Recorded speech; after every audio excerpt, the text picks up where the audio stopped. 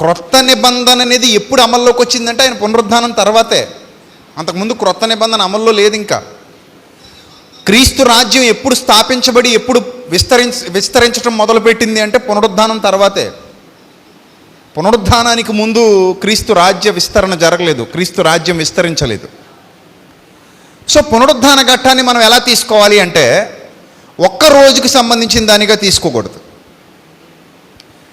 Everyday మన బ్రతుకుల్లో పునరుద్ధాన ఛాయలు, పునరుద్ధాన మహిమ, పునరుద్ధాన ప్రభావం మనం విశ్వాసులుగా భూమి మీద నడయాడినంత కాలం కనబడాల్సిందే.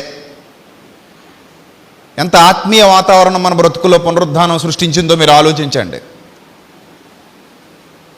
ఈరోజు చాలామంది పాశ్చాత్య దేశాల్లో పుట్టింది, యూరోపియన్ కంట్రీస్లో ఈస్టర్ ఎగ్స్ అంటారు. ఈస్టర్ ఎగ్స్ కలర్స్ వేస్తారు ఈరోజు గుడ్లకి. కలర్స్ వేసి, చక్కటి కలర్స్, అందమైన కలర్స్ వేసి, ఆ కలర్స్ అన్నీ చర్చెస్లో కలర్ కాంబినేషన్స్ ఉన్న గుడ్లు, ఎగ్స్, వీటన్నిటిని ఒక బౌల్లో పెట్టి చక్కగా అలంకరించుకుంటారు. చర్చ్ అంతా అలంకరిస్తారు ఆ ఎగ్స్తో. పాశ్చాత్య దేశాల్లో ప్రారంభ కాలం తర్వాత అంటే పునరుద్ధాన ఘట్టం జరిగిపోయి సువార్త, రాజ్య సువార్త వ్యాపిస్తూ అనేక మంది క్రైస్తవులుగా మారిన తర్వాత ఎవరికో వచ్చిన థాట్ ఇది.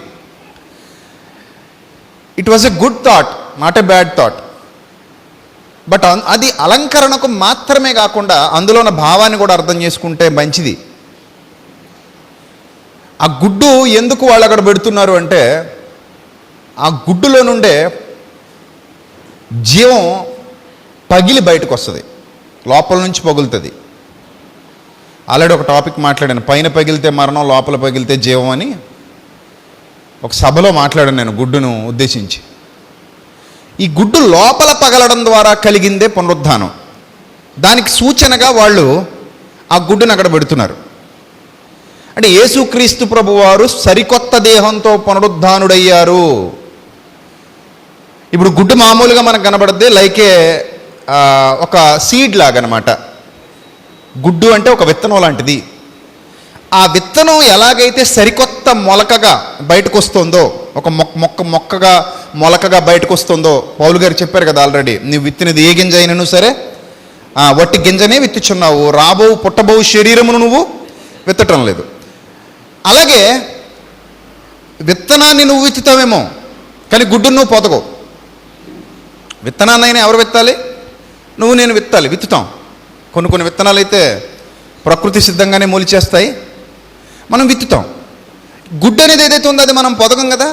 కోడి గుడ్డు పెడుతుంది, తన గుడ్డుని తానే పొదుగుతుంది. పొదిగిన తర్వాత అందులో నుండి జీవం బయటకు వస్తుంది. జీవంతో కూడినటువంటి ఒక నూతన శరీరం బయటకు వస్తుంది.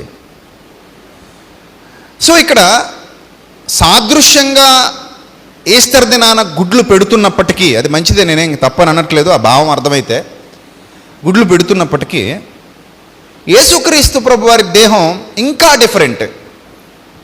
ఇప్పుడు ఇక్కడ మనం ఆలోచించాల్సినటువంటి ఒక పాయింట్ ఏంటంటే, తల్లి ఏ గుడ్డునైతే పొదిగిందో ఆ గుడ్డులో నుండి వచ్చిన శరీరం తల్లి లాంటి శరీరమే, కొత్తది కాదు అది. తల్లికి ఏ శరీరం అయితే ఉందో గుడ్డులో నుంచి వచ్చిన బిడ్డకు కూడా అదే శరీరం ఉంటుంది. మనకి ఏ శరీరం అయితే ఉందో 9 నెలలు మీరు మోసి కన్న మీ బిడ్డకు కూడా అదే శరీరం ఉంటుంది. కానీ యేసుక్రీస్తు ప్రభు వారు సమాధిలో నుండి బయటకు వచ్చిన తర్వాత ఆయనకు ఉన్నటువంటి దేహం ఏదైతే ఉందో అది ఇలాంటి దేహం కాదు. అంటే మనకున్న ఈ రక్త మాంసాలు కావు. ఇది మీరు అందరూ అర్థం చేసుకోవాలి.